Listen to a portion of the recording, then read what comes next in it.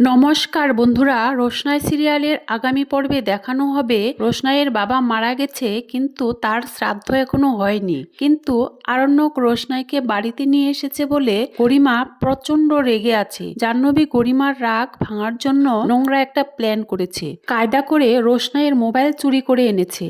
এরপর জাহ্নবী নিজে রোশনাই সেজে আদিত্যকে মেসেজ করে, আমি জীবনে অনেক কষ্ট পেয়েছি, আমার এই ছোট্ট জীবনে আমি আর কোনো কষ্ট পেতে চাই না, আমি তোমার সাথে আমার জীবনটা কাটাতে চাই। এরপর বলে, আই লাভ ইউ আদিত্য।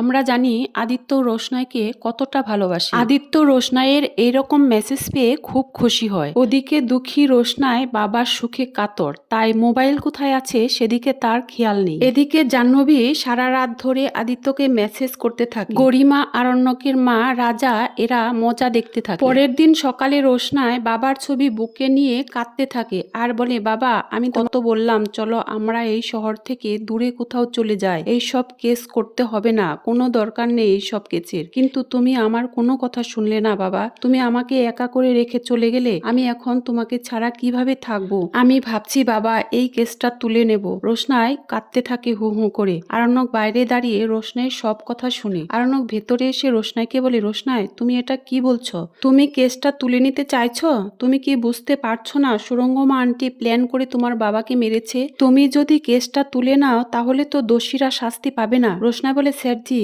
আমার আর ভালো লাগছে না, আমি একটু শান্তি চাই, আমি মুম্বাই চলে যাব, ওখানে গিয়ে ফিল্মের কাজ করব, আমি নিজের মতো করে বাঁচবো।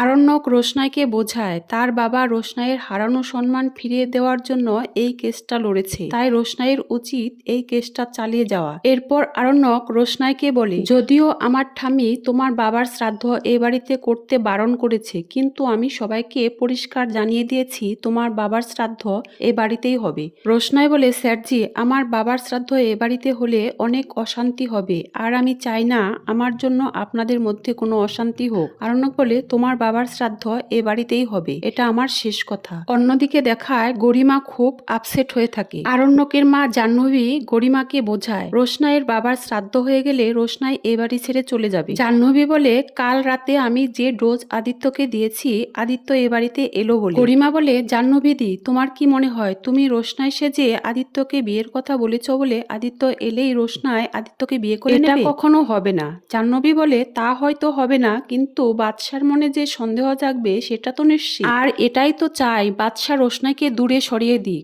গরিমা বলে, জাহ্নবীদি তোমার কি মনে হয় এমনটা হবে? জাহ্নবী বলে, হ্যাঁ হবে, নিশ্চিন্তে থাকো, এমনটাই হবে। এরপরে দেখায় রোশনাইয়ের বাবার শ্রাদ্ধ শুরু হয়। রোশনাই বাবার ছবির দিকে তাকিয়ে কাঁদতে থাকে। বড় মা, জেঠুমনি, ছোট আরণ্যক সবাই রোশনাইকে বোঝায়, কাঁদতে বারণ করে। ঠাম্মি রোশনাইকে বলে, তোমার বাবার শ্রাদ্ধ হয়ে গেলে তুমি তো মুম্বাই চলে যাবে, তাই তুমি যখন মুম্বাই যাবে তখন তোমার বাবার ছবিতে মালা দিও, আর যখন কোথাও বেরোবে তখন তোমার বাবার ছবিতে প্রণাম করে বেরিও।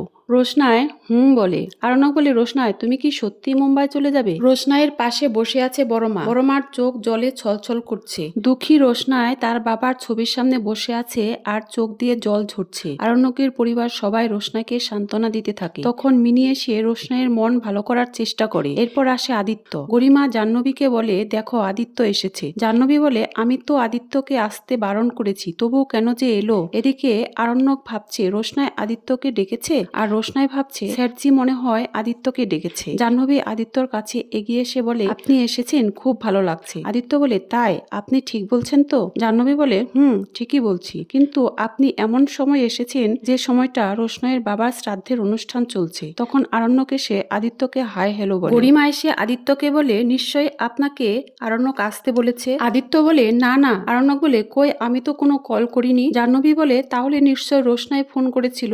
আদিত্য বলে, হ্যাঁ রোশনাইয়ের সাথে কথা হয়েছে।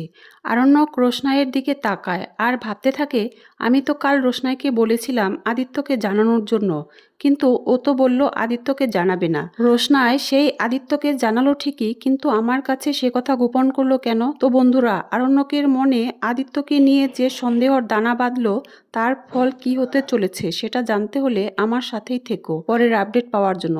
ধন্যবাদ সবাইকে।